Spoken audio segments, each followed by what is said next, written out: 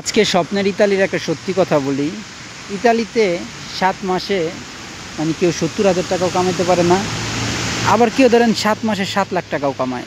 এটা ডিপেন্ড করে ভাগ্যের উপর প্রথমত, দ্বিতীয়ত কাগজপত্রের উপর, তৃতীয়ত জায়গার উপর, কোন জায়গায় বসবাস করি। যেমন আমার কথাটাই বলি, আমি ইতালিতে আইছি ৭ মাস, তো এই ৭ মাসে মনে হয় ৭০,০০০ টাকাও কামাইতে পারি নাই, যেটা সত্যি কথা। অথচ আমার সাথে একই লগের মানে যে আইছে, ধরেন কেউ ৫ লাখ কামাইছে, ৭ লাখ কামাইছে, হ্যাঁ, আর তাদের থেকে যে আমার কোনো অংশে বুদ্ধিমত্তা, এক্সপিরিয়েন্স, অভিজ্ঞতা কম আছে এরকম না। আমি আমার লাইফে অনেক কাজ করছি, কিন্তু তারা কখনো কাজও করে নাই। এটা ডিপেন্ড ডকুমেন্ট প্রথমত ভাগ্য, দ্বিতীয়ত ডকুমেন্ট আর প্লেস।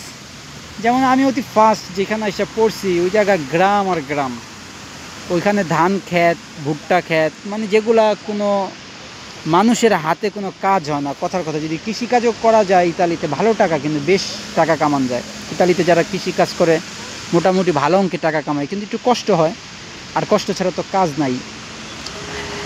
এরপর হইলো ওইখানে কাজ পাইতাম না, ওইখানে কাজ নাই, যেহেতু এইসব ইয়াগুলো হইতো মেশিনেই হইতো। পরে এমন বড় একটা শহরে এলাম, মানে যেই শহরটা আছে এই শহরটা বিশ্বাস করেন বিশাল বড় একটা শহর। এই শহরে রেস্টুরেন্ট আছে প্রায় ১,০০০-এর মতো। ব্যারিশিয়া শহর বিশাল বড় একটা শহর, ১,০০০ রেস্টুরেন্ট আছে। আর এই শহরটা হইছে মিলানোর পাশে। কিন্তু এই শহরে আইসা ভাবলাম কি যে না, ইজিলি কাজ পাওয়া যাম, কিন্তু শহরে আইসা যে মুসিবতটা, প্রথমত ডকুমেন্ট প্রপারলি না হওয়ার জন্য কেউ কাজে নিতে চায় না। এর কারণ হচ্ছে, যদি কেউ কাজে নেয়, সে যদি কট খায়, পুলিশ যদি তাকে ধরে, তাহলে তাকে মোটা অঙ্কে জরিমানা করে দেব। বাংলাদেশের ৪০ লাখ, ৫০ লাখ, মানে এটা ডিপেন্ড করে, বুঝছেন? মানে এরকম যারা ইতালিতে থাকে তারা এই বিষয়ে ভালো জানে। এরপর হয়েছে গিয়া আপনার, মানে এই যে যেমন এখানে আশেপাশে রেস্টুরেন্ট আছে, তারা কাজে নেয় না, কারণ এই জায়গায় সব সময় কন্ট্রোল ঘুরে, মানে পুলিশ বা যারা চেক দেয় তারা ঘুরে। এই শহরে এত ভালো ভালো রেস্টুরেন্ট যা বলার বাইরে, ইতালিয়ান থেকে চাইনিজ, মানে সব জায়গার। মানে এই শহরে যত কটা রেস্টুরেন্টে দেখলাম, মানে তারা বেশিরভাগই বলে যে আগে কাগজ আছে কিনা।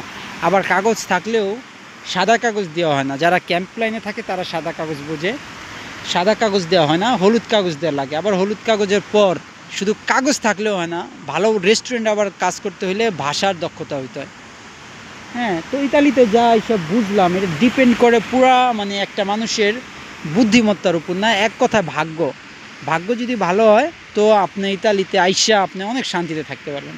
আর ভাগ্য যদি একটু খারাপ হয়, এক কথায় আপনার ৭ মাস, ৮ মাস, ২ বছর আপনার চলে যাইব শুধু মানে একটা কাগজের জন্য ধৈর্য ধরতে ধরতেই। যেমন আমার অবস্থা হয়েছে, আমি এই সময় কিন্তু এত বড় শহর, এত রেস্টুরেন্ট, হ্যাঁ, যখন প্রথম আসছি এই শহরে তখন তারা বলতো যে না, অসুবিধা নেই, শীতে আইসো, শীতে এখন সবাই মারে চলে গেছে। এখন আবার কয় যে কাগজপত্র কী আছে, আবার আসো ফেব্রুয়ারিতে আসো।